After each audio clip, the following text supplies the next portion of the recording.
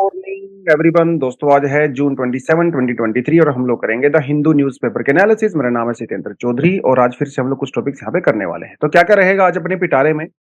तो पहला जो टॉपिक रहेगा वो इमरजेंसी के बारे में, क्योंकि 25 ऑफ जून 1975 को इमरजेंसी डिक्लेयर की गई थी। आज 27 है, तो 2-3 दिन से न्यूज़पेपर में आर्टिकल्स आ रहे हैं इमरजेंसीज के बारे में। क्योंकि इसके बारे में हम लोग पहले डिस्कशन कर चुके थे काफी समय पहले, तो इसको मैं थोड़ा सा अवॉइड कर रहा था। लेकिन आज इस टॉपिक में हम लोग डिस्कशन करने वाले हैं इंडिया में इमरजेंसी के बारे में, कौन कौन से प्रोविजंस हैं, क्या इंपैक्ट होता है सेंटर स्टेट के बीच में, थोड़ी हिस्ट्री जानेंगे। वो थोड़ा हम लोग यहाँ पे बात करने वाले हैं। तो इसको हम लोग एक्चुअली जीएस पेपर 2 से कवर करेंगे, जीएस पेपर 3 से नहीं है, ये 2 से है। माइनॉरिटीज इन इंडिया के बारे में बात करेंगे। इंडिया के कौन कौन से माइनॉरिटीज राइट होते हैं, किनको इंडिया में माइनॉरिटी कहा जाता है, कॉन्स्टिट्यूशनल प्रोविजंस क्या है, कुछ स्कीम्स वगैरह जानेंगे जो इंडिया में माइनॉरिटीज के लिए ली गई हैं। चार धाम यात्रा के बारे में थोड़ा सा बात करेंगे, चार धाम प्रोजेक्ट के बारे में थोड़ा सा बात करेंगे, क्योंकि अनफॉर्चुनेटली ये भी न्यूज में है, कुछ लोगों की डेथ हो गई है जो चार धाम की यात्रा करने गए थे। उसके अलावा रशिया से थोड़ा सा एक टॉपिक आता है, बहुत ज्यादा डिटेल में नहीं जाएंगे, इतना ज्यादा इंपॉर्टेंट नहीं है ये, लेकिन थोड़ा बहुत पता होना चाहिए इंटरनेशनल पॉलिटिक्स के अंदर क्या हो रहा है, तो उस पर्सपेक्टिव से हम लोग इसको पढ़ेंगे, रशिया में क्या हो रहा है। उसके बाद न्यू डिजिटल बिल, इसको लेके अभी कंसल्टेशन चल रही है। इसके अंदर क्या क्या प्रोविजंस हो सकते हैं, काफी इंपॉर्टेंट टॉपिक है मेंस के लिए। हालांकि अभी जस्ट सिर्फ प्रपोजल है, बाद में इसको इंट्रोड्यूस किया जाएगा एज अ ड्राफ्ट, तब इसके बारे में ज्यादा बात करेंगे। लेकिन यस, अभी भी इंपॉर्टेंट है। एक बेसिक अंडरस्टैंडिंग आपके दिमाग में होनी चाहिए कि डिजिटल रेगुलेशन इंडिया में कैसे होते हैं, क्यों जरूरी है, और जो सोशल मीडिया प्लेटफॉर्म्स वगैरह हैं इनको रेगुलेट क्यों किया जाना चाहिए, ये थोड़ा बात करेंगे। उसके अलावा पीवाईक्यूज और एमसीक्यूज थोड़ा सा देखेंगे। चलिए जी, तो बढ़ते हैं पहले टॉपिक पे। Emergency a dark unforgettable period in India's history, ऐसा पीएम मोदी ने कहा है कि भैया इंडिया में जो इमरजेंसी लगाई गई थी 25 जून 1975 को, उस समय इंदिरा गांधी की गवर्नमेंट हुआ करती थी, वो अब तक की इंडिया की हिस्ट्री में बहुत डार्क कह रहा है। देखिए, इसमें कोई डाउट नहीं है, वो डार्क कह रहा है, ठीक है। और इससे हम लोग ने लेसन भी बहुत लिए हैं, नो डाउट। अराउंड 20-21 महीने तक ये इमरजेंसी चली थी। उसके बाद इंडिया में ऐसी नौबत नहीं आई है, क्योंकि कॉन्स्टिट्यूशन के अंदर काफी चेंजेस वगैरह किए गए, तो वो एक सेफगार्ड तो है। तो अभी काफी कम चांसेस है कि इंडिया में फ्यूचर में कोई इमरजेंसी लगेगा। बट एनीवेज, थोड़ा इसके बारे में बात किया जाना जरूरी है, क्योंकि पास्ट में जो गलतियां की हैं उनसे मिस्टेक से लेसन लेना बहुत जरूरी होता है। तो इसकी शुरुआत की अगर बात करें, देखिए ज्यादा मैं उस पर जाऊंगा नहीं डिटेल में, लेकिन 1975 में रायबरेली से इलेक्शन लड़ा था इंदिरा गांधी जी ने, जहां से वो जीत के आई थी। उसके बाद उनके ऊपर केस किया गया कोर्ट के अंदर कि उन्होंने जो 97 का इलेक्शन लड़ा था ये रिग्ड था, ठीक है, इसके अंदर धांधली हुई थी, गड़बड़ हुई थी। फिर 1975 में इलाहाबाद हाई कोर्ट ने ये बात बिल्कुल सही मानी कि इस इलेक्शन को लड़ने के लिए अनएथिकल प्रैक्टिसेस का यूज किया गया था। तो इंदिरा गांधी जी के इलेक्शन को रद्द कर दिया गया था वहां से, और उनके ऊपर 6 साल के लिए बैन लगा दिया गया था। फिर मामला सुप्रीम कोर्ट में चला गया। तो उस पूरे चक्कर में, और उन्हीं दिनों इंडिया में प्रोटेस्ट भी बहुत ज्यादा हो रहे थे, JP Narayan and all that, वो सब कुछ हो रहा था। तो रैलीज वगैरह बहुत सारी हो रही थी, स्पेशली बिहार, गुजरात के कुछ एरियाज में। तो उन्होंने अपनी सीट नहीं छोड़ी, जबकि छोड़नी चाहिए थी, क्योंकि कोर्ट ने ऐसा कहा था। तो लगा दी गई इमरजेंसी, ठीक है। अब ये कंट्रोवर्शियल इमरजेंसी की है, इसके बारे में बात करेंगे थोड़ा सा। बट इंडिया में जो इमरजेंसी डिक्लेयर की जाती है, क्या इसके लिए कोई कॉन्स्टिट्यूशनल है हमारे पास बैकिंग है? बिल्कुल है जी। आर्टिकल 352 बात करता है इमरजेंसी की।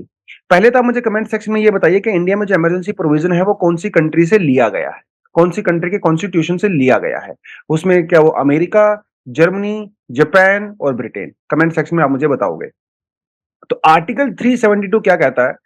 President can declare a national emergency when the security of the India or part of it is threatened by the way war or external aggression or armed rebellion. देखिए, बड़ा important होता है एक एक लाइन की, एक एक वर्ड का मतलब। जब इंडिया की सिक्योरिटी को खतरा हो जाता है, अब देखिए यहां पर इसने ये तो कि सारे इंडिया की सिक्योरिटी को खतरा है, इमरजेंसी डिक्लेयर कर सकते हैं, यस। लेकिन जरूरी नहीं है कि सारे इंडिया की को खतरा हो, कुछ हिस्सों को भी खतरा हो सकता है। उस केस में भी इमरजेंसी डिक्लेयर की जा सकती है। वॉर, युद्ध जब होता है, external aggression or armed rebellion, मतलब इंडिया में ही लोग हथियार लेके जो है वो स्टेट के खिलाफ लड़ना शुरू कर दें और वो सिचुएशन आउट ऑफ कंट्रोल हो जाए, इमरजेंसी डिक्लेयर कर सकते हैं। लेकिन ये पहले आर्म्ड रिवेलियन का प्रोविजन नहीं था, इसको बाद में ऐड किया गया। पहले यहाँ पे इंटरनल डिस्टरबेंस हुआ करता था। तो 1975 में जो इमरजेंसी लगाई गई, इंदिरा गांधी ने यह कहा क्योंकि देश में बहुत ज्यादा लॉ एंड ऑर्डर खराब हो गया है, हर तरफ रैली हो रही हैं, लोग भड़क रहे हैं, सड़कों पे आ गए हैं, स्टूडेंट्स यूनिवर्सिटीज का बाइकआउट कर रहे हैं, तो इसीलिए हम लोग इंटरनल डिस्टरबेंस के बेसिस पे इमरजेंसी लगा रहे हैं। बाद में उसको हटा के उसको आर्म्ड रिबेलियन कर दिया गया। ठीक है जी।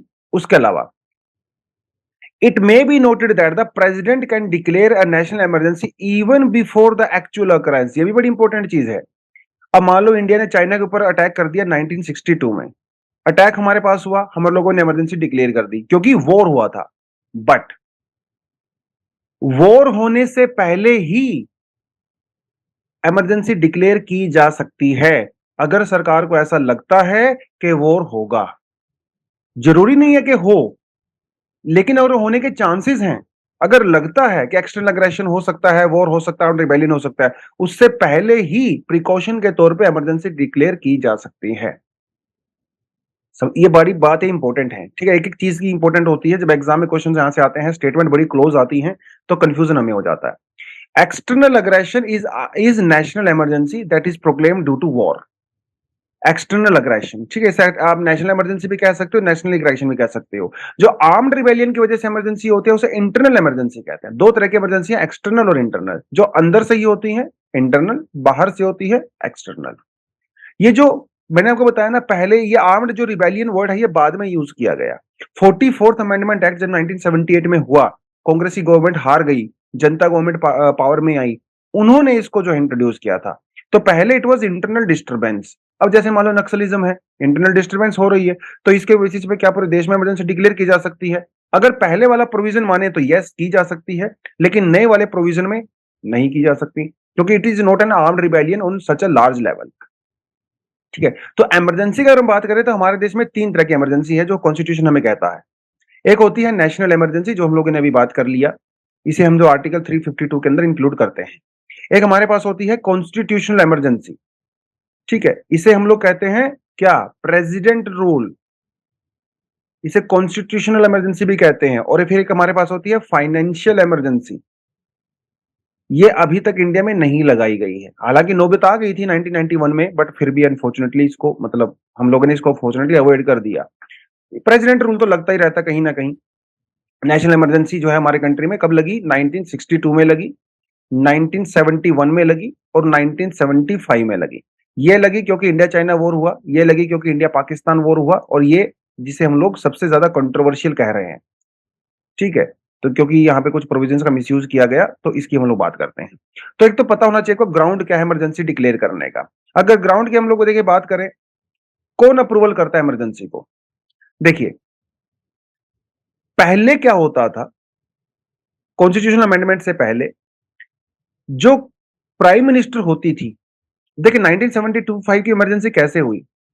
प्रधानमंत्री ने प्रेसिडेंट को बोला कि साहब डिक्लेयर कर दीजिए, उन्होंने कर दिया। बाद में कैबिनेट को पता चला, कैबिनेट के पास लेटर बाद में गया, प्रेसिडेंट के पास पहले ही चला गया, इमरजेंसी डिक्लेयर हो गई। लेकिन आज ऐसा नहीं है। आज प्रेसिडेंट, पहली बात तो जो इमरजेंसी डिक्लेयर करने का प्रोविजन है तो प्रेसिडेंट के पास ही है। कैबिनेट की मंजूरी जरूरी होती है, खाली प्राइम मिनिस्टर की मर्जी से काम नहीं चलेगा।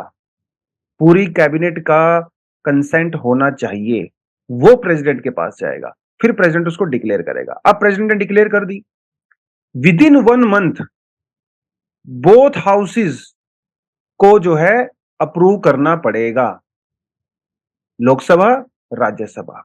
ठीक है, विद इन 1 मंथ। एक हाउस में भी हो सकते हैं, दूसरा हाउस अगर उसमें नहीं है तो एक हाउस में भी हो सकती है। ठीक है, स्पेशल मेजोरिटी की रिक्वायरमेंट होती है, जिसमें टोटल मेंबर और 2/3 ऑफ प्रेसिडेंट वोटिंग उसको वोट करते हैं। स्पेशल मेजोरिटी के केसेस में इधर लोकसभा और राज्यसभा उसको देख, राज्यसभा तो परमानेंट हाउस है, लोकसभा परमानेंट हाउस नहीं है, तो उसको कर सकते हैं। एक बार में अप्रूव होने के बाद पार्लियामेंट से 6 महीने तक उसको आप कंटिन्यू कर सकते हैं, लेकिन 6 महीने के बाद आपको फिर से रिन्यू करना पड़ेगा।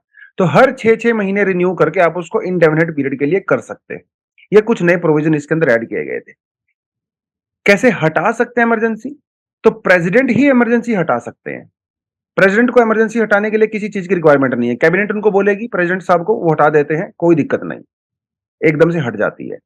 लेकिन लोकसभा के स्पेशल सेशन बुला के भी उसको हटाया जा सकता है, लेकिन यहाँ पे आपको स्पेशल मेजॉरिटी की रिक्वायरमेंट नहीं होती, सिंपल मेजॉरिटी से ही आप इसको आराम से हटा सकते हो। अब यहाँ पे 2-3 चीज़ें हैं। यहाँ पे एक अपने पास आता है 38th अमेंडमेंट एक्ट, जो कि 1975 में किया गया था। इसके अंदर ये कहा गया था कि अगर नेशनल इमरजेंसी लगाई जाती है सरकार के द्वारा, तो कोर्ट इसका रिव्यू नहीं कर सकता। There would be no judicial review at all. लेकिन 1975 में केशव नंदा भारती केस हुआ था, जहां पे जुडिशियल रिव्यू की बात की गई थी, बेसिक स्ट्रक्चर की बात कही थी। जुडिशियल रिव्यू तो हमारा बेसिक स्ट्रक्चर होता है, बेसिक फीचर होता है, लेकिन सरकार ने कहा कि नहीं, ये 38th अमेंडमेंट एक्ट होता है। फिर 1980 में मिनर्वा मिल्स केस में सुप्रीम कोर्ट ने कहा, मिनर्वा मिल्स केस काफी फेमस केस है, ठीक है। इस केस में सुप्रीम कोर्ट ने कहा कि नहीं, जुडिशियल रिव्यू एक बेसिक फीचर है, बेसिक स्ट्रक्चर है, और इमरजेंसी वाले केस में इसका जुडिशियल रिव्यू किया जा सकता है। अगर सरकार को, अगर कोर्ट को ऐसा लगता है कि ये जो इमरजेंसी डिक्लेयर की गई है ये सही नहीं है, या इसके जो पीछे लगाने के रीजंस हैं वो पॉलिटिकल रीजंस हैं, मेलाफाइड है, उस केस में किया जा सकता है। ये मिनर्वा मिल केस में उन्होंने यहाँ पे कहा था। तो ये थोड़ी-थोड़ी चीजें आपको यहाँ पे पता होनी चाहिए। उसके अलावा इमरजेंसी लगा दी सरकार ने, ठीक है जी। अब उसका इफेक्ट क्या होगा? What is the effect on the life of Lok Sabha and the state assembly? जब तक इमरजेंसी रहती है, तो एक तो हमें पता है कि सरकार 5 साल के लिए चुनी जाती है, लेकिन इमरजेंसी वाले केस में उसको एक्सटेंड किया जा सकता है। Lok Sabha can be extended beyond it's normal term which is 5 years by the law of parliament for 1 year at a time. एक साल, एक बार में 1 साल तक आप उसको एक्सटेंड कर सकते हो। मतलब 6 साल, फिर 7 साल, फिर 8 साल, हर साल आप उसको 1-1 साल के लिए बढ़ा सकते हो, कोई दिक्कत नहीं है, ठीक है। लेकिन एक बार अगर इमरजेंसी हट जाती है, तो फिर सरकार इमरजेंसी हटने के 6 महीने के अंदर-अंदर ही खत्म हो जानी चाहिए। आप सरकार के कार्यकाल को, टेन्योर को 6 महीने से ज़्यादा नहीं बढ़ा सकते। मान लो जनवरी में इमरजेंसी हटी, तो फिर जून के बाद आप सरकार को नहीं हटा सकते, आपको इलेक्शन करवाना पड़ेगा। जैसे 5th लोकसभा की बात करते हैं तो 1971, 1977, अदरवाइज़ तो ये 1976 के अंदर ही खत्म हो जानी चाहिए थी, लेकिन इसके टेन्योर को 2 साल एक्स्ट्रा बढ़ा दिया गया, 2 बार कर दिया गया, ठीक है। पार्लियामेंट में extend the normal tenure of the state legislature also. जैसे सेंटर का एक्सटेंड हो सकता है, ऐसे स्टेट का भी एक्सटेंड हो सकता है, ठीक है। Subject to the maximum period of the 6 year after the emergency cease, वही वो होता है, इमरजेंसी सीज होने के बाद 6 महीने से ज्यादा आप उसका एक्सटेंड नहीं कर सकते। फंडामेंटल राइट के ऊपर क्या इंपैक्ट पड़ता है? यहाँ पे 2 चीजें होती है उसके लिए, 2 कैटेगरी में डिवाइड कर सकते हो। Suspension of the fundamental right under article 19 and suspension of other fundamental right, ठीक है। अब यहाँ पे 2 प्रोविजन है इमरजेंसी के, एक है आर्टिकल 358 और एक है आर्टिकल 359। आर्टिकल 358 ये कहता है कि इमरजेंसी अगर डिक्लेयर कर दी जाती है, तो आर्टिकल 19 के अंदर जितने भी फंडामेंटल होते हैं, जो 6 फंडामेंटल राइट होते हैं, वो ऑटोमेटिकली सस्पेंड हो जाते हैं। उसके लिए आपको सेपरेट ऑर्डर की कोई जरूरत नहीं होती है। इमरजेंसी डिक्लेयर, आर्टिकल 19 खत्म। आर्टिकल 59 क्या कहता है? ये कहता है कि अपार्ट फ्रॉम आर्टिकल 19, आर्टिकल 19 के अलावा जो दूसरे फंडामेंटल राइट हैं, उनके लिए आपको स्पेशल ऑर्डर देना पड़ेगा। मतलब under article 359 the fundamental right such as are as such not suspended but only their enforcement. The said rights are theoretically alive but they seek to the right to seek emergency is suspended. Fundamental right को suspend नहीं किया जाता है article 59 के तहत, लेकिन आप court भी नहीं जा सकते हो इमरजेंसी के दौरान।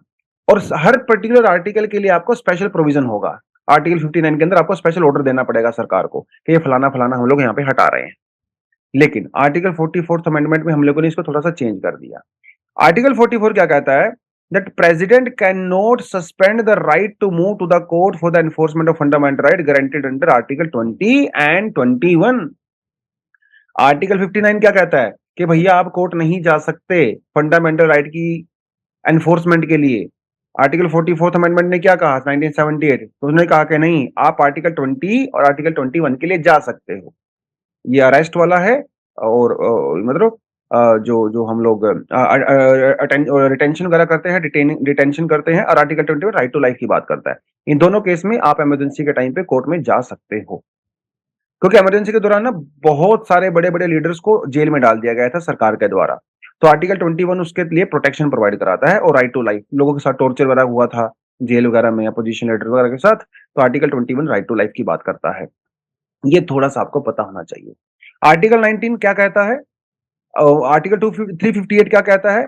Fundamental right under article 19 are automatically suspended. Article 359 क्या कहता है? ये कहता है भैया फंडामेंटल राइट सस्पेंड नहीं कर रहे हैं हम लोग, लेकिन आप उनके एनफोर्समेंट के लिए कोर्ट में नहीं जा सकते। बात खत्म।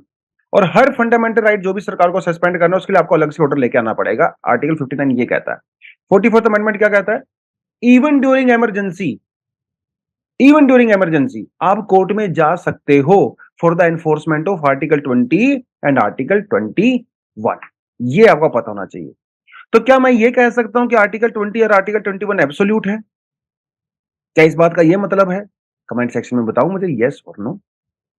चलिए जी, आगे बढ़ते हैं। अगला topic, Rajnath Singh criticises Obama's remark on the minority right in India. तो देखिए यार, ऐसी बात होती है ना कि जब आप पावर में होते हो तो आपका एटीट्यूड बिल्कुल अलग होता है। आप जब पावर से बाहर होते हैं ना, तो आपने दुनिया भर की जो इंटेलेक्ट होती है, दुनिया भर का ज्ञान, दुनिया भर की विज़डम आपके दिमाग में आ जाती है। तो जब मिस्टर भाई साहब ओबामा जब पावर में थे, हालाँकि उनको नोबेल पीस प्राइज़ भी दिया था, वो भगवान जाने क्यों दिया उनको नोबेल पीस प्राइज़, ऐसा उन्होंने कुछ काम तो किया नहीं। बट स्टिल, जब वो खुद पावर में थे, तो ही अटैक्ड 6 मुस्लिम मेजॉरिटी कंट्रीज़। लेकिन जब वो पावर से बाहर हो गए हैं, तो इंडिया को ज्ञान दे रहे हैं। कह रहे हैं कि भैया इंडिया में माइनॉरिटी राइट जो है वो वायलेट होते हैं। सरकार माइनॉरिटीज़ के ऊपर अत्याचार करती है एंड ऑल दैट। ठीक है, इसमें कुछ सच्चाई हो भी सकती है, we don't know. Of course human right का वायलेशन हर कंट्री में कुछ ना कुछ लेवल पे होता है, क्योंकि ह्यूमन राइट अपने आप में बहुत बड़ी डेफिनेशन होता है। आप कुछ भी करने जाइए, कहीं न कहीं ह्यूमन राइट का वायलेशन आपको निकल ही जाएगा। बट ओबामा भाई साहब ने ये कहा, जब ओबामा पावर में थे, तो इंडिया के साथ बड़े अच्छे रिलेशन थे उनके। वो इंडिया में आए भी 2 बार, इंडिया में only president in the USA जो इंडिया में 2 बार आए हैं। यहाँ पे आए, बढ़िया बातचीत किया, अच्छे रिलेशन हमारे थे उनके साथ। सिविल न्यूक्लियर डील वगैरह सब हम लोगों ने किया, लेकिन अभी अपोजिशन में है, तो इस तरह की बातें वो बोल रहे हैं। तो हमारे राजनाथ सिंह जी और बहुत सारे लीडर्स ने कहा है कि भैया ये दोगलापन बंद करो, ठीक है? खुद तो आप मुस्लिम मेजॉरिटी कंट्रीज़ के ऊपर अटैक करते हो, उनको मारते हो सिविलियंस को, और आप हमें ज्ञान दे रहे हो। तो प्लीज़ आप ऐसा मत करें, ठीक है? और यहाँ पे सिर्फ रिलीजियस माइनॉरिटीज़ की बात नहीं है, बट यूएसए में जो दूसरी माइनॉरिटीज़ हैं, रेशियल माइनॉरिटीज़ की हमें बात कर रहा हूँ। जैसे वहाँ पे अफ्रीकन अमेरिकन्स हैं, वहाँ पे मैक्सिकन अमेरिकन्स हैं, जापानीज़ और चाइनीज़ अमेरिकन्स हैं, इंडियन अमेरिकन्स हैं। तो वहाँ पे जो खुद माइनॉरिटी ग्रुप्स हैं यूएसए में, उनके ऊपर भी तो रेशियल अटैक्स होते हैं। उनके लिए तो आप कुछ नहीं बोलते।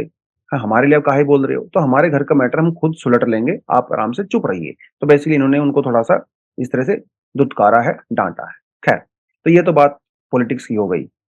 अब बात करते हैं पॉलिटी की, है ना? पॉलिटिक्स और पॉलिटी डिफरेंट होता है। Who are the minorities in India? सवाल ये उठता है। देखिए, under section 2C of National Minorities Commission Act 1992, government of India, central government जिनको माइनॉरिटी डिक्लेयर करती है वो इंडिया में माइनॉरिटीज है। और under section 2C of NCM Act, National Minorities Commission Act के अंदर इंडिया में मुस्लिम्स, क्रिश्चियंस, सिख, बुद्धिस्ट और पारसी 5 कम्युनिटी यहाँ पे डिक्लेयर की गई थी। फिर जैन कम्युनिटी को 2014 में माइनॉरिटी डिक्लेयर किया गया था। तो इस समय इंडिया में 6 ग्रुप्स ऐसे हैं, रिलीजन्स ऐसे हैं जो कि माइनॉरिटी के अंदर में आते हैं। तो ये तो आपको पता होगा इसके बारे में लीगल। कॉन्स्टिट्यूशन क्या कहता है माइनॉरिटीज के बारे में? हमारे यहाँ पे 3 कॉन्स्टिट्यूशनल आर्टिकल्स हैं। आर्टिकल 29, आर्टिकल 30 और आर्टिकल 350A जो माइनॉरिटीज की बात करते हैं। आर्टिकल 29 क्या कहता है? ये कहता है protection of the interest of the minorities. कहता है any section of the citizen residing in the territory of India or any part thereof having the distinct language, script, culture of its own shall have the right to conserve the same. No citizen shall be denied admission to any education institution maintained by the state or receive aid from the state fund on the grounds only on the religion, race, caste and all that. ये लक्ष्मीकांत वगैरह में आपने पढ़ा होगा, बख्शी वगैरह में आपने पढ़ा होगा। कहता है कि इंडिया में हर माइनॉरिटी ग्रुप, अब माइनॉरिटी जरूरी तो नहीं रिलीजन के बेसिस पे हो, माइनॉरिटी तो लैंग्वेज के बेसिस पे हो सकती है। कोई भी माइनॉरिटी ग्रुप जिसकी एक अपनी खास लैंग्वेज है, जिसकी अपनी एक खास स्क्रिप्ट है, जिसका अपना एक खास कल्चर है, अपनी लैंग्वेज को, स्क्रिप्ट को, कल्चर को प्रोटेक्ट करने के लिए कोई भी माइनॉरिटी ग्रुप एक सेपरेट एजुकेशन इंस्टीट्यूट और अपनी लिए सेपरेट प्रोविजन कर सकता है, एजुकेशन इंस्टीट्यूशन को मेंटेन कर सकता है, कोई दिक्कत नहीं। आर्टिकल 30 क्या कहता है? कहता है right of the minority to establish and administer education institution. It says that the all minorities whether based on the religion or language shall have the right to establish and administer the education institutions of their choice. आप अपने लिए minority बना सकते हो, minority college खोल सकते हो, minority school खोल सकते हो, कोई दिक्कत नहीं। एजुकेशन इंस्टीट्यूशन खोल सकते हो रिलीजियस और लैंग्वेज माइनॉरिटीज के बारे में। तो article 29 which deals with the protection of the interests of the minorities, saying that any section of the citizen residing in the territory of India, any part thereof having distinct language, script, culture of its own, shall have the right to conserve the same, and no citizen shall be denied admission into any education institution. अगर कोई सरकारी college है India में, सरकारी school है, जहां से उसको सरकार से सहायता मिल रही है, फंड मिल रहे हैं, वो किसी को भी रिलीजन, कास्ट, रेस, लैंग्वेज के ऊपर डिस्क्रिमिनेट नहीं करेगा, आप सबको एडमिशन दोगे। लेकिन आर्टिकल 30 के अंदर जो होते हैं रिलीजियस और लैंग्वेज बेसिस, जो माइनॉरिटी कॉलेज स्कूल्स होते हैं, वो डिनाई कर सकते हैं on some basis. Article 351(1)(a) क्या कहता है? कहता है there shall be a special office for the linguistic minority to be appointed by the president. 3 article आपको याद रखने हैं। लक्ष्मीकांत वगैरह में ऐसे दिया ही हुआ है ये सब कुछ, लेकिन थोड़ा सा मैंने आपको बताना था। लेकिन सुप्रीम कोर्ट क्या कहता है? अब कौन भैया माइनॉरिटी डिक्लेयर करेगा? क्या ये सेंटर करेगा या स्टेट करेगा? ये बड़ा इंपॉर्टेंट क्वेश्चन है, क्योंकि आजकल एक पीआईएल डाली गई है सुप्रीम कोर्ट के अंदर, क्योंकि इंडिया में कुछ स्टेट ऐसे हैं, 10-11 स्टेट ऐसे हैं इंडिया में जहां पे हिंदूज आर एक्चुअली माइनॉरिटीज। कुछ नॉर्थ ईस्ट के स्टेट्स हैं, पंजाब है, जम्मू एंड कश्मीर है, जहां पे माइनॉरिटी में आ गए हैं हिंदूज। अब माइनॉरिटी का मतलब क्या होता है? क्या वैसे तो माइनॉरिटी का मतलब होता है 49%, 51%। अगर आप 51% हो तो आप मेजोरिटी हो, 49% तो हम माइनॉरिटी हो, यही मतलब होता है माइनॉरिटी का। कोर्ट का क्या कहना है? अब कोर्ट की यहाँ पे 2-3 रूलिंग है। एक रूलिंग आई थी 2002 में, 6 जज की रूलिंग थी। ये पंजाब का केस है, DAV college versus Punjab and all that. उतना केस वगैरह आपको याद नहीं करना होता एग्जाम के लिए, बट स्टिल कोर्ट ने ये माना कि जो आर्य समाजीज हैं, जो वैसे हिंदूज हैं, they are minority in the state of Punjab. हालांकि Hindus are majority in the entire country, but in the state of Punjab they can be declared as the religious minority. ठीक है, इसका मतलब ये हुआ, it took the state as a unit to determine whether a Hindus were a minority or the community. Not only central government, but state governments are the basic unit which can declare any community as the minor community. There can therefore be a little doubt that the court has consistently held the unit of determine the religious or linguistic minority can only be the state. Centre नहीं भैया, centre तो कर ही लेगा, लेकिन state भी अपने basis पे decide कर सकते हैं किसी को भी रिलीजियस और लिंग्विस्टिक माइनॉरिटी। यही केस को फिर बाद में 2005 में सुप्रीम कोर्ट में फिर से केस आया, जिसे बाल पाटिल जो है केस भी कहते हैं, टीएमए केस, तमिलनाडु का केस था ये। उस केस में भी कोर्ट ने यही कहा, it is the state in relation to which a majority of the minority status will have to be determined. A linguistic minority will have to be determined in the relation to the state in which the education institution is sought to be established. क्योंकि education जो है वो state का matter होता है। तो अगर कहीं पे एजुकेशन इंस्टीट्यूशन ओपन किया गया है स्टेट की फंडिंग के अंदर में, तो स्टेट को यह अधिकार है कि वो किसी भी ग्रुप को माइनॉरिटी डिक्लेयर कर सकता है। सेंटर तो करेगा अपने हिसाब से, लेकिन स्टेट भी कर सकता है। तो state is the primary unit, ऐसा कोर्ट ने कहा है। ये आप एग्जाम वगैरह में लिख सकते हैं। अगर माइनॉरिटीज या मेजोरिटी की बात करें इंडिया में, 2011 का सेंसस है, इसमें हिंदू जो है वो 81% है, मुस्लिम्स 12.9%, क्रिश्चियंस 2.4%, सिख जो है 1.9%। और देखिए 2011 में यहाँ पे यूपीएससी में क्वेश्चन भी पूछा है। क्वेश्चन को पढ़िए, नीचे कमेंट सेक्शन में आंसर करिए। ग्लोबली क्या है? ग्लोबली क्रिश्चियन जो है वो 31% है, मुस्लिम्स 24%, हिंदूज जो है 15.1%, बुद्धिस्ट 6.9% और फोक रिलीजन्स 5.7% और अनएफिलिएटेड मतलब जो किसी भी रिलीजन को नहीं मानते हैं 16%। ठीक है, क्रिश्चियन जो है 2.3 बिलियन, मुस्लिम 1.8 बिलियन, अनएफिलिएटेड 1.2 बिलियन, हिंदूज 1.1 बिलियन। ये थोड़ा सा आप यहाँ पे देख सकते हो। ठीक है, ये तो रहा। गवर्नमेंट ने कौन कौन सी स्कीम ली हुई है माइनॉरिटी स्टेटस को इंप्रूव करने के लिए इंडिया में? तो Maulana Azad national fellowship scheme है, जिसमें जो स्टूडेंट हायर एजुकेशन परस्यू करते हैं फ्रॉम द माइनॉरिटी ग्रुप्स, उनको एमफिल और एमपीएचडी वगैरह करते हैं, उनको और जिनकी सालाना इनकम 6 लाख से कम होती है, उनको बेनिफिट दिए जाते हैं सरकार के द्वारा, फीस वगैरह माफ की जाती है, हॉस्टल वगैरह मिल जाता है एंड ऑल दैट। तो मौलाना आजाद एजुकेशन फाउंडेशन जो है इसी स्कीम के अंदर इम्प्लीमेंट किया गया। फिर एक नया सवेरा जिसमें फ्री फ्री कोचिंग वगैरह दी जाती है बच्चों को, उनका स्किल वगैरह एनहांस करने के लिए, गवर्नमेंट सेक्टर, पब्लिक सेक्टर वगैरह में, ताकि उनको काम मिले। यूपीएससी वगैरह की तैयारी भी करवाई जाती है बहुत जगह पे इसके अंडर में। तो ठीक है, वो हो गया। नई उड़ान ये क्या करता है? It support for the notified student of the minority community in India on clearing prelims conducted by the UPSC and the state PCS or SSC. SSC, UPSC, state PCS के लिए नई उड़ान स्कीम के तहत स्पेशल कोचिंग दी जाती है prelims के लिए। पढ़ाई करो, कोचिंग करो फ्री में और प्रीलिम्स क्लियर करो। फिर अपने पास आता है उस्ताद स्कीम। उस्ताद स्कीम जो है, जो माइनॉरिटी आर्टिशंस होते हैं, ठीक है, कुलिनरी एक्सपर्ट्स होते हैं, मतलब फूड वगैरह में, या जो यूजुअली आर्टिशंस होते हैं, कारपेंटर या जो भी है ना, जो जिनका खानदानी पेशा होता है बेसिकली, तो उनकी जो फाइनेस्ट हैंडीक्राफ्ट होता है, ठीक है, उनके जो प्रोडक्ट्स होते हैं उनको इम्प्रूव करना है, उनकी मार्केटिंग करनी है, ताकि उनकी इनकम बेटर हो सके। ठीक है, तो उस्ताद स्कीम के तहत ये था। फिर नई मंजिल क्या कहती है? Scheme to provide education and the skill training to the youth from the minority groups. उसके अलावा हमारे पास फिर आता है प्रधानमंत्री जन विकास कार्यक्रम, जो कि मिनिस्ट्री ऑफ माइनॉरिटी अफेयर के द्वारा किया जाता है। ये socio economic conditions overall improve करने के लिए किया जाता है। जो बेसिक अमेनिटीज होती है, जैसे टैप वाटर हो गया, गैस चूल्हा हो गया, बेसिक बेसिक चीजें जो है वो दी जाती हैं। फिर हमारे पास एक new prime minister 15 point program भी यहाँ पे आता है। तो गवर्नमेंट स्कीम्स वगैरह जो होती हैं वेलफेयर ऑफ द माइनॉरिटीज, वो सब उनको यहाँ पे दी जा रही है।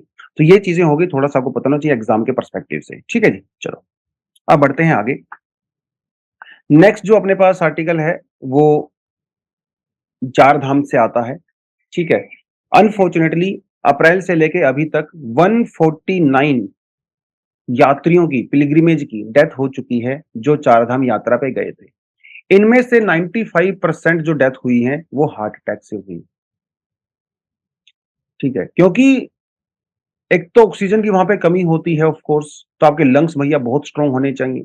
आप अचानक से गर्म जगह से ठंडी जगह पे जाते हो तो आपकी बॉडी अपने आप को एक्लिमेटाइज नहीं कर पाती है, उसके हिसाब से हम लोग अडॉप्ट नहीं कर पाते हैं चीजों को। तो जो ओल्ड एज होती हैं या जिनको पहले से बीमारी होती है सांस वगैरह की, तो सांस उखड़ जाती है भैया, ब्लड सप्लाई नहीं हो पाता है ना, हमारा हार्ट उतना पंप नहीं कर पाता है ब्लड, तो अनफॉर्चुनेट डेथ हो जाती है। तो 95% डेथ इस तरह से हुई है, बाकी कुछ डेथ जो है एक्सीडेंट्स वगैरह होते हैं उससे भी हो गई। तो ये तो हो गया थोड़ा सा आपको न्यूज में क्यों है। इंडिया में दो तरह के चार धाम होते हैं, एक मेजर चार धाम होता है, एक छोटा चार धाम होता है। जो अपने पास मेजर चार धाम है वो चार होते हैं, बद्रीनाथ, पुरी, रामेश्वरम और द्वारिका। ठीक है, बद्रीनाथ नॉर्थ में उत्तराखंड, पुरी जगन्नाथपुरी जिसको कहते हैं, जिसकी यात्रा भी चल रही थी, है ना, उड़ीसा में, रामेश्वरम साउथ, द्वारिका वेस्ट। तो ईस्ट वेस्ट नॉर्थ साउथ चार हमारे यहाँ पे होते हैं। ऐसा कहा जाता है, हिंदूज में बिलीव है कि अगर आप चार धाम की यात्रा करते हो तो आपके जितने पाप होते हैं सब धुल जाते हैं, अपने पास्ट के, प्रेजेंट के सारे पाप धुल जाते हैं और आपको मोक्ष मिल जाता है। आदि शंकराचार्य जी ने इसकी शुरुआत की थी। तो पहले जो है इन्होंने चार मठ बनाए थे। श्रृंगेरी मठ बनाया था, फिर इन्होंने जो है ज्योतिर्मठ बनाया बद्रीनाथ के अंदर नॉर्थ में, शारदा मठ बनाया इन्होंने द्वारिका के अंदर, और गोवर्धन मठ बनाया इन्होंने पुरी के अंदर, और जो श्रीरंगेरी मठ है इन्होंने बनाया ये नॉर्थ के अंदर, मतलब बद्रीनाथ के अंदर। तो ये तो थोड़ा सा आपको पता होना चाहिए आर्ट एंड कल्चर वाले पर्सपेक्टिव से। ये तो हो गए मेजर चार धाम। अब हमारे पास आते हैं छोटे चार धाम। ये पढ़ते हैं आपको गढ़वाल पार्ट ऑफ उत्तराखंड के अंदर पढ़ते हैं। इसमें बद्रीनाथ, केदारनाथ, यमुनोत्री और गंगोत्री चार होते हैं। इनकी बारे में पुराणों में, वेदों में, महाभारत और रामायण के अंदर भी डिस्कशन किया गया है। हमारे यहाँ पे देखिए तीन सेक्ट होते हैं, ब्रह्मा, विष्णु और महेश। ब्रह्मा को आप इसमें से निकाल दीजिए, विष्णु, महेश और शक्ति, तीन है हमारे पास। ये जो चार धाम है बेसिकली, जैसे हमारे यहाँ पे बद्रीनाथ है, तो बद्रीनाथ जो है वो वैष्णव, ठीक है, विष्णु जी को समर्पित है। केदारनाथ जो है वो शिव टेम्पल को समर्पित है। गंगोत्री और यमुनोत्री ये तीन दोनों शक्ति को समर्पित हैं। ठीक है, तो तीनों पावर को यहाँ पे प्रेजेंटेशन मिला है। शक्ति को दो मिला है, शिवा और वैष्णव को एक एक मिला है। ये थोड़ी सी आपको इस बारे में इंफॉर्मेशन होनी चाहिए। एक सरकार ने चार धाम प्रोजेक्ट भी चलाया था। चार धाम प्रोजेक्ट के अंदर ये जो हाईवेज है, नेशनल हाईवेज, वो 2 लेन्स बनाने वाले हैं हम लोग वहाँ पे। ठीक है, कुछ टनल्स वगैरह भी बनाएंगे तो उसको लेके थोड़ी कंट्रोवर्सी है क्योंकि सड़कें चौड़ी करनी पड़ेंगी तो भैया जंगल-वंगल काटना पड़ेगा, पहाड़ काटना पड़ेगा। उसके लेके कुछ जो हमारे इकोलॉजिस्ट हैं, एनवायरमेंटलिस्ट हैं, वो थोड़ा-सा वहाँ पे कह रहे हैं कि वो this is not suitable for that.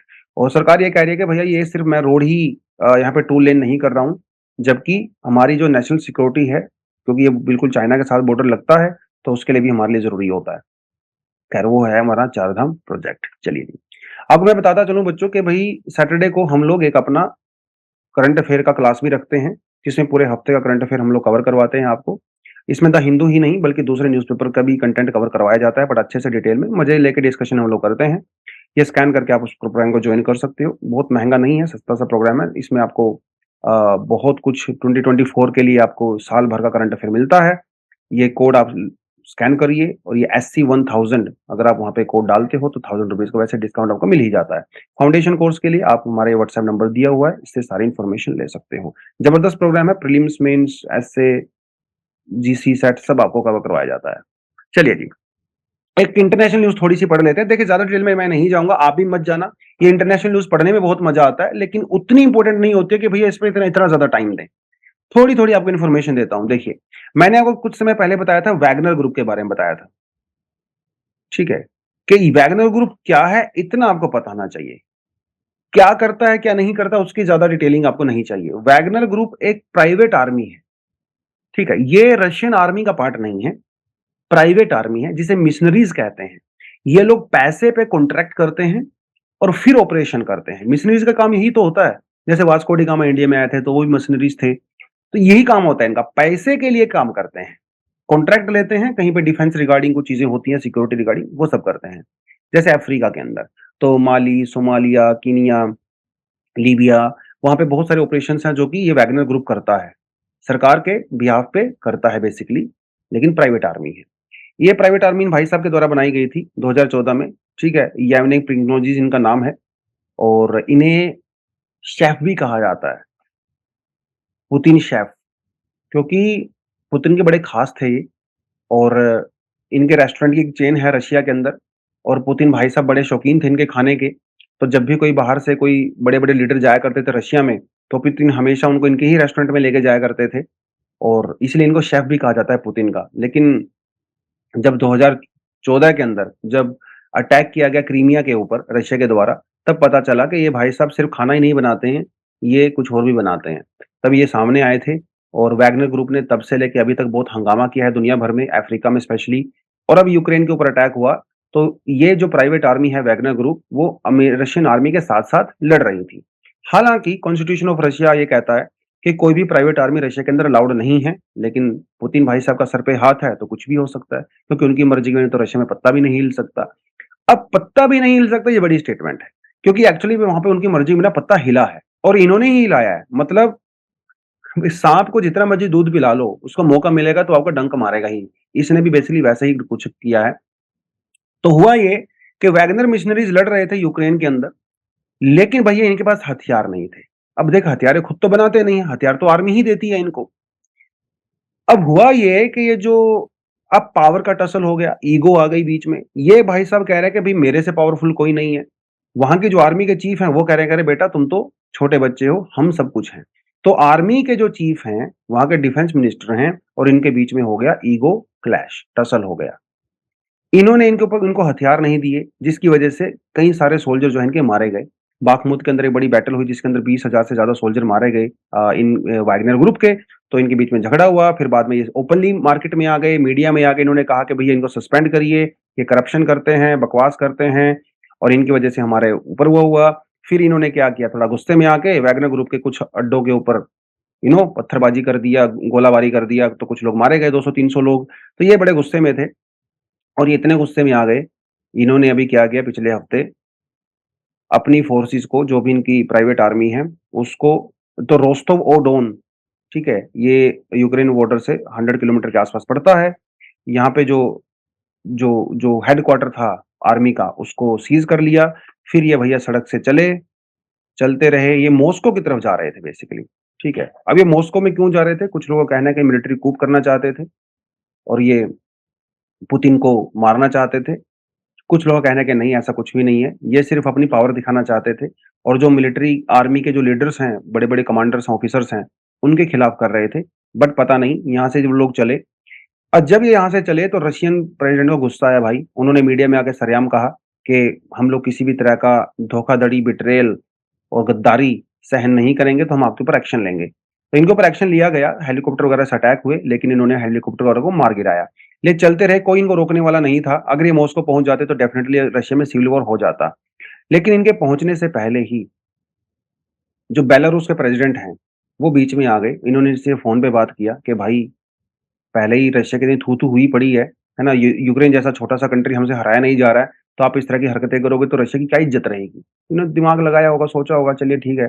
तो इन्होंने बेसिकली अपने यहाँ से वापस चले गए इनके ट्रूप्स और रशिया के साथ कॉन्ट्रैक्ट किया। एक तो इनके खिलाफ जो भी क्रिमिनल केसेस थे पुतिन ने वो वापस ले लिए और ये चले गए बेलारूस के अंदर एक्साइल में और इनकी जो फोर्सेस वगैरह थी, ठीक है? उनको भी थोड़ा बहुत यहाँ पे कंसेशन दिया गया है। ये पूरा मामला यहाँ पे बनता है और इससे ज़्यादा कुछ भी नहीं है। हाँ, लेकिन एक बात है, इससे ये पता चलता है कि जो पुतिन का जो ग्रिप था, है ना? अपने ऑफिसर्स के ऊपर, वो उतना स्ट्रॉन्ग नहीं है जितना दुनिया को लगता है, राइट? पुतिन के बिना पत्ता भी नहीं हिलता, लेकिन ये भाई साहब हिले, सिर्फ हिले ही नहीं, दौड़े और सरेआम धमकी भी दिया उनके ऑफिसर्स को। उसके बावजूद भी इनके खिलाफ एक्शन नहीं लिया गया, इनको फ्री पास दे दिया गया बेलारूस जाने के लिए। अब हो सकता है बाद में पुतिन भाई साहब की स्ट्रैटेजी हो, अभी वो कुछ एक्शन लें, हो सकता है इनको जेल में मरवा दें, वहाँ पे कुछ भी हो सकता है, वी नेवर नो। लेकिन फिलहाल तो ये नज़र आता है कि भाई पुतिन का उतना ग्रिप नहीं है, इंटरनल डिस्टर्बेंस बहुत ज़्यादा है और कुछ भी हो सकता है, कभी भी हो सकता है। ख़ैर, अब बढ़ते हैं आज के एडिटोरियल के ऊपर। एडिटोरियल क्या कहता है? Laying the foundation of the future ready digital India. Digital technology तो बढ़ ही रही है, पूरे देश में बढ़ रही है ना? धड़ल्ले से बढ़ रही है। लेकिन हमारे पास कोई प्रॉपर कानून नहीं है कि कैसे जो इतने बड़े सोशल मीडिया प्लेटफ़ॉर्म्स हैं, नए-नए प्लेटफ़ॉर्म आ रहे हैं, उनको कैसे रेगुलेट करें यार? हाथ से निकलते जा रहे हैं, fake news and all that, miss information बढ़ता ही चला जा रहा है। तो सरकार अभी एक आइडिया के ऊपर काम कर रही है, ठीक है? Ministry of electronic and IT एक नए आइडिया के ऊपर काम कर रही है और जनता से कंसल्टेशन माँग रही है। क्योंकि हमारा जो पुराना आईटी एक्ट है 2000 भैया ये 23 इयर्स पुराना है, लेकिन 20-30 साल में तो दुनिया बदल जाती है भाई। तो हमें अपग्रेड करने की ज़रूरत है अपने करंट लीगल सिस्टम को, खासकर आईटी सेक्टर में। उसके लिए सरकार जो है कुछ प्रपोज़ल वगैरह की तैयारी कर रही है। अभी सिर्फ़ प्रपोज़ल की तैयारी कर रही है, अभी ड्राफ्ट भी नहीं आया है। जब ड्राफ्ट आएगा, बिल मार्केट में आएगा, पार्लियामेंट में जाएगा, वो पास होगा, उसके ऊपर डिबेट होगी, डिस्कशन होगी, स्टैंडिंग कमिटी के पास जाएगा। ये कोई छोटा-मोटा मुद्दा नहीं है, बहुत बड़ा मुद्दा है, ठीक है। लेकिन ये जो सरकार का इरादा क्या है? सरकार का इरादा है कि मैं हर चीज़ को प्रॉपर डिफाइन करूँ। ई-कॉमर्स को अलग से डिफाइन करूँ, सोशल मीडिया, सर्च इंजिन्स, सब चीज़ों को अलग से डिफाइन करूँ, हर सब किसी के लिए अलग-अलग रूल बनाऊँ। अभी सबके लिए अलग रूल नहीं है, कॉमन रूल है। तो एक तो सबसे बड़ा सरकार का इरादा ये है। लेकिन हमें नया कानून क्यों चाहिए? Why do we need a new law? एक तो मैंने बता दिया होगा भैया पुराने वाला जो है बहुत पुराना है, आईटी एक्ट 23 साल पुराना है, तो उसको हटाया जाना चाहिए। उसके अलावा जो डेफिनिशन है इंटरमीडिएरीज़ की आईटी एक्ट के अंदर में अभी फिलहाल, वो प्रॉपर तरीके से नहीं बताई गई है। कौन इंटरमीडिएरी होते हैं? क्या भैया यहाँ पे गूगल इंटरमीडिएरी है? क्या यहाँ पे ट्विटर इंटरमीडिएरी है? क्या यहाँ पे फेसबुक इंटरमीडिएरी है? क्या यहाँ पे इंस्टाग्राम इंटरमीडिएरी है? इवन जो जो मैट्रिमोनियल साइट्स होती हैं, क्या वो इंटरमीडिएरी है? अभी तक कोई प्रॉपर डेफिनिशन नहीं बताई गई है। आईटी रोल के अंदर में इंटरमीडिएरीज़ को बेसिकली 3 कैटेगरी के अंदर डिवाइड किया गया मोटे-मोटे तौर पे। सोशल मीडिया इंटरमीडिएरीज़, फेसबुक वगैरह हो गया जैसे, है ना? सोशल मीडिया इंटरमीडिएरीज़ हो गया। उसके अलावा जैसे ऑनलाइन जो गेमिंग वगैरह करते हैं, ठीक है? ये हो गया एंड सिग्निफिकेंट सोशल मीडिया इंटरमीडिएरीज़ जो बड़े वाले होते हैं। तो सोशल मीडिया 2 तरह है, एक छोटा सोशल मीडिया जिसके ज़्यादा यूज़र्स नहीं होते हैं, एक बड़ा सोशल मीडिया जैसे फेसबुक, ट्विटर वगैरह हो गए और एक ऑनलाइन गेमिंग इंटरमीडिएरीज़। लेकिन इनके लिए रूल्स रेगुलेशंस बहुत प्रॉपर तरीके से नहीं बनाए गए। इवन मैट्रिमोनियल वेबसाइट को भी इंटरमीडिएरी डिक्लेयर किया गया है। ऐसा कोई भी प्लेटफ़ॉर्म जिसमें 2 लोग कम्युनिकेट कर सकते हैं, उसे इंटरमीडिएरी कहा गया है। तो मैट्रिमोनियल वेबसाइट पे तो आप चैट कर सकते हो ना। इवन ईमेल के थ्रू भी आप चैट करते हो, राइट? इवन जो वेबसाइट्स होती हैं, उनके नीचे जो कमेंट सेक्शन होता है, ऑनलाइन जो कमेंट सेक्शन होता है, उसे भी इंटरमीडिएरी माना गया है as per old IT act. जो वीडियो कॉन्फ्रेंसिंग अगर आप करते हो, उसको भी जैसे गूगल मीट हो गया या माइक्रोसॉफ्ट मीट हो गया, ठीक है? उसको भी माना गया है। तो चीज़ें ना बड़ी होच-पोच हो गई हैं, एक-दूसरे में घुस गई हैं। जो ठीक नहीं है। तो इन्होंने कहा कि भैया थोड़ा-सा अपने को इसमें चेंजेस करने की रिक्वायरमेंट है। तो we need to have any मतलब kind of law which is suitable to our own country. क्योंकि वर्ल्ड में अभी कोई एज़ सच बहुत स्ट्रॉन्ग कानून नहीं है। यूरोप के अंदर एक कानून है लेकिन वो भी प्रॉपर नहीं है। ऑस्ट्रेलिया के अंदर भी कानून है, उनके वो बेचारे वो भी नहीं कर पा रहे हैं कि सोशल मीडिया प्लेटफ़ॉर्म को इंटरमीडिएट को कैसे कैटेगराइज़ करें। सबसे बड़ी दिक्कत यहाँ पे कैटेगराइज़ेशन की है। लेकिन अगर इंडिया इसको आगे लेके जाता है, तो क्या कर सकते हैं? देखिए भाई सोशल मीडिया की तो इंडिया को ज़रूरत है। Not only social media but communication network को। आप इनको 100% रेगुलेट तो नहीं कर सकते और करना भी नहीं चाहिए क्योंकि भैया फ्रीडम ऑफ एक्सप्रेशन भी तो है, फंडामेंटल राइट्स भी तो हैं, है ना?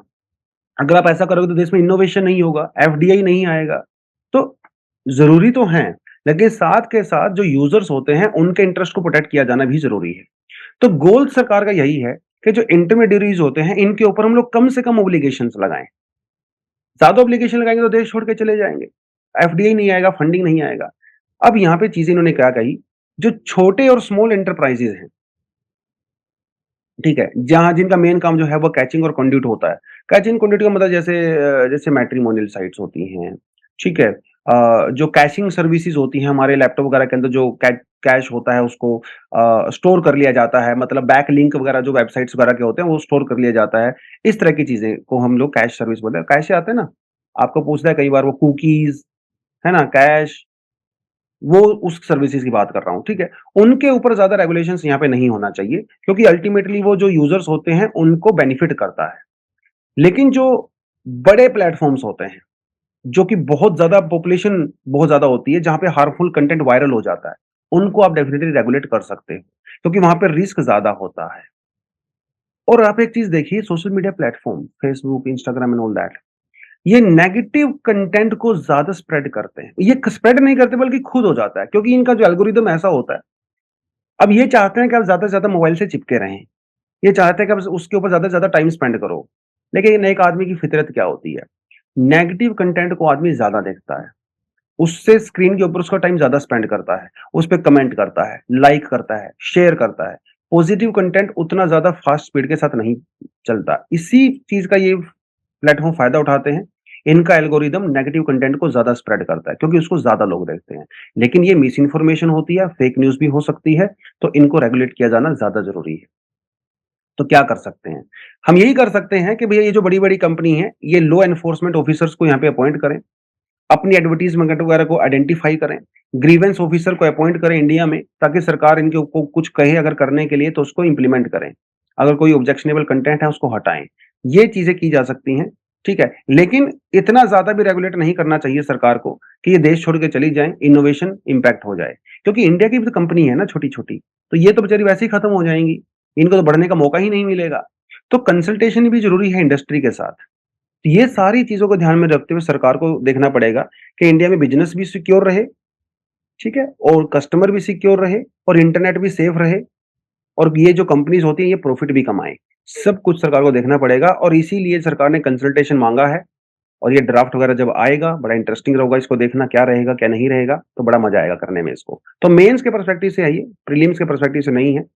जो बिल होते हैं, जो ड्राफ्ट होते हैं, प्रपोज़ल्स होते हैं, ये होते हैं मेंस का कंटेंट। जो एक्ट होते हैं, पास फाइनली जब हो जाते हैं, ये होता है प्रीलिम्स का कंटेंट। प्रीलिम्स में यहाँ से क्वेश्चन्स आते हैं। तो अभी तो एक्ट बना नहीं है, तो ये क्वेश्चन सिर्फ़ मेंस के लिए है थोड़ा-सा, ठीक है? कि क्यों इंट्रोड्यूस कर रहे हैं, क्या होना चाहिए, क्या नहीं होना चाहिए, थोड़ा उस पर्सपेक्टिव में। चलिए जी। उसके अलावा कुछ एडिशनल आर्टिकल अपने पास है, आप पढ़ना चाहो तो इसको पढ़ सकते हो। हो सकता है ये आर्टिकल मैं कल भी डिस्कशन करूँ, आज टाइम की वजह से नहीं कर पाया। ये वाला टॉपिक मैं डिस्कशन नहीं करूँगा। ये वाला इंडिया-इजिप्ट रिलेशन हम लोग ऑलरेडी डिस्कशन कर चुके हैं 2 दिन पहले। श्रीलंका वाला टॉपिक भी हम लोग पास्ट में बहुत बार डिस्कशन कर चुके हैं, लेकिन ये वाला हो सकता है हम लोग कल डिस्कशन इसको करें। ठीक है? तो आज के लिए इतना ही था दोस्तों। Thank you very much, all the best. जय हिंद।